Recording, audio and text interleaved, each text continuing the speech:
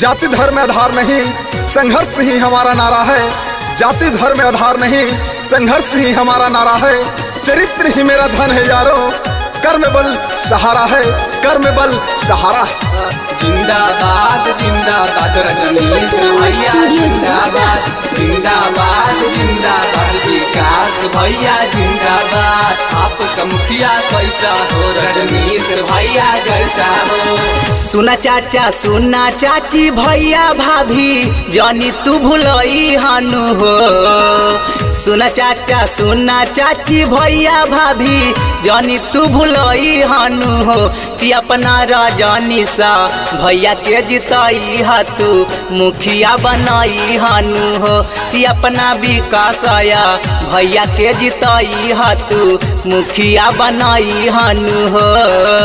अब की बार विकास होगा, गली गली पास होगा, रेडी पंचायतावा के रजनीश भैया खास होगा। जिंदाबाद जिंदाबाद रजनीश भैया जिंदाबाद, जिंदाबाद जिंदाबाद विकास भैया जिंदाबाद। सुपर तराना स्टूडियो करी विश्वास चाची करी है ना निराश हो। इनके जिताई होई जमा के विकास हो।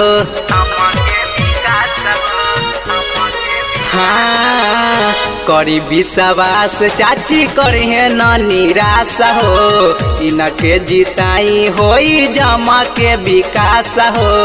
विजयी के माला चाची अब की बे इनके पहनाई हनु हो। विजयी के माला चाची अब की बे इनके पहनाई हनु हो। कि अपना रजनी सा भैया के जिताई हाथू मुखिया बनाई हनु हो। कि अपना विकास आया भैया के जिताई हाथू मुखिया बनाई हनु हो। मिल जुल के आवे के बा, अब की जितावे के बा, रजनी सा भैया के मुखिया बनावे के बा। जिंदाबाद जिंदाबाद रजनीश भैया जिंदाबाद, जिंदाबाद जिंदाबाद विकास भैया जिंदाबाद। नेक दिल हवे त सजाई मंदार हो। इनके जीतई हा चाचा तू अब की बार हो। हाँ नेक दिल हवे त सजाई मंदार हो।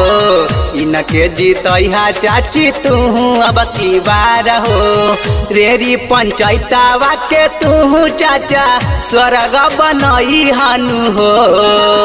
गुलसाना सोनू कहे सुना चाचा बात न भूलई हनु हो।